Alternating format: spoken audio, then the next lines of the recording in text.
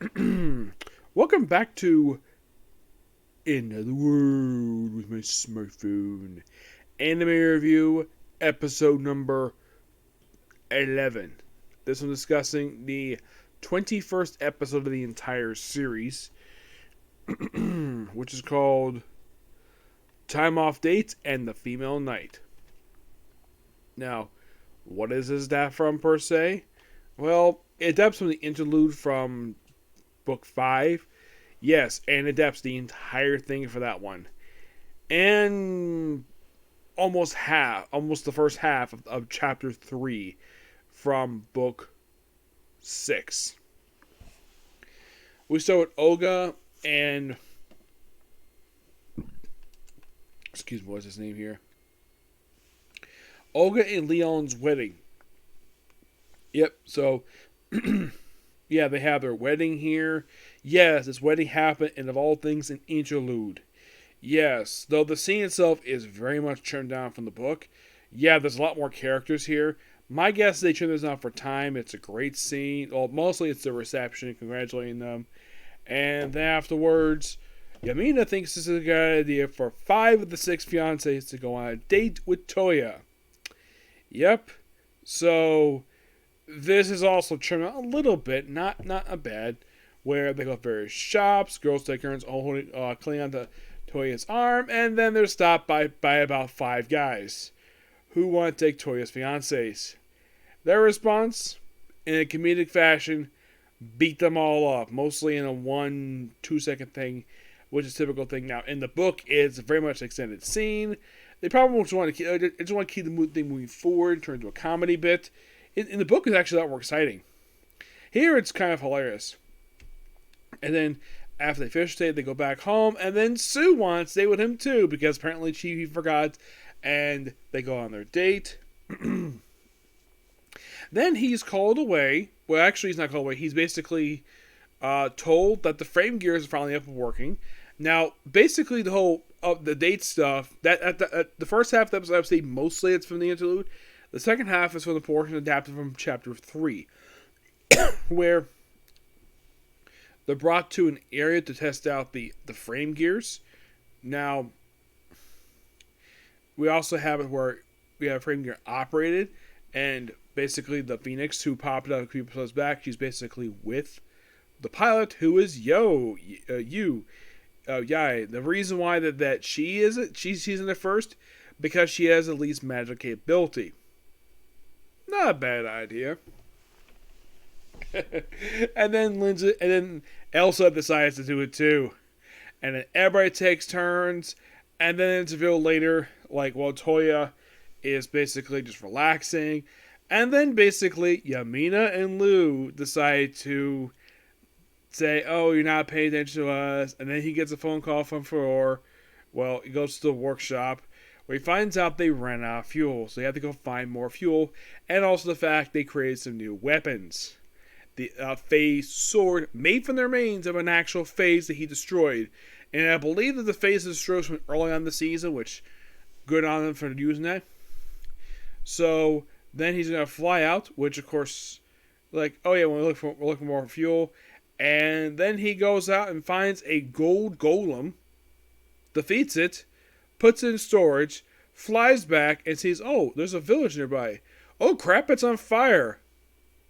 And then they see you look close, oh crap, it's under attack by the frickin' phase.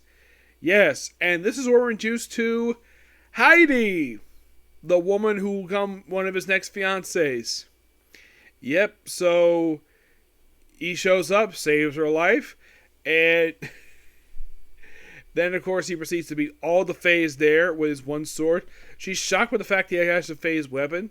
So, a phase sword, a sword made from phase armament, and basically gives some swords to her.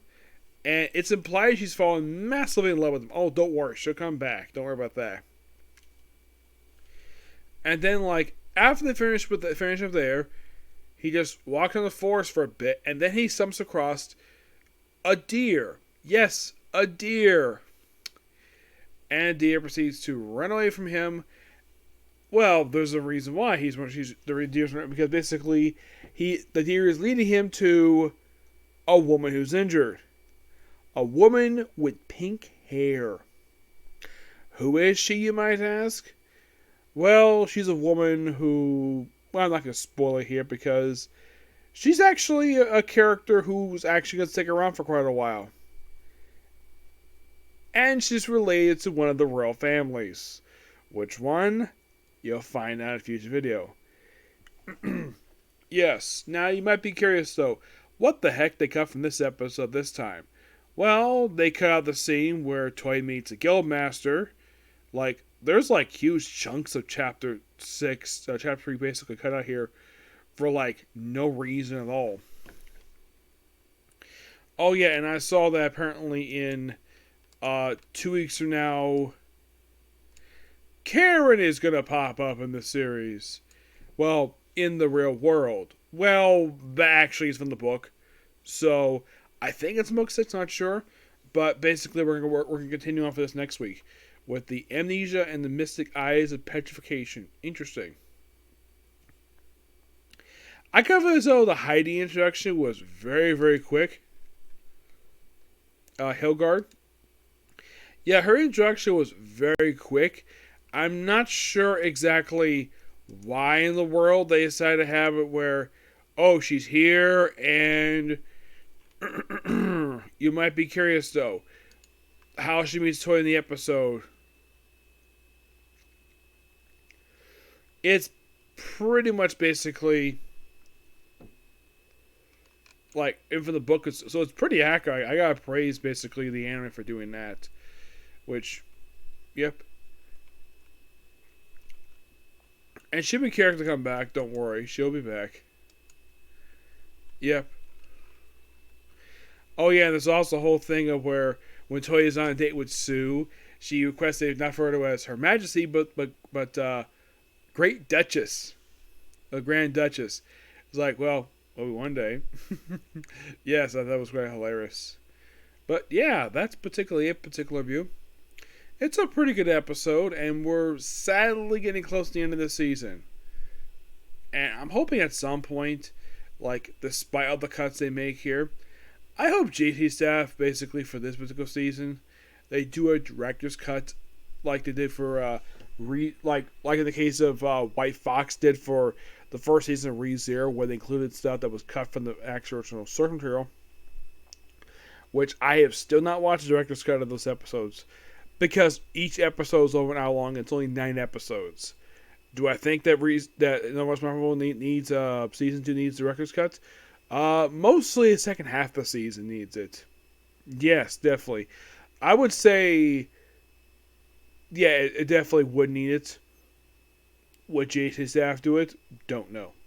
Okay, so that's episode review. Next up is going to be a comic book history. Who is I'm talking about? Well, you find out because he's in the movies. Okay, next video. Bye.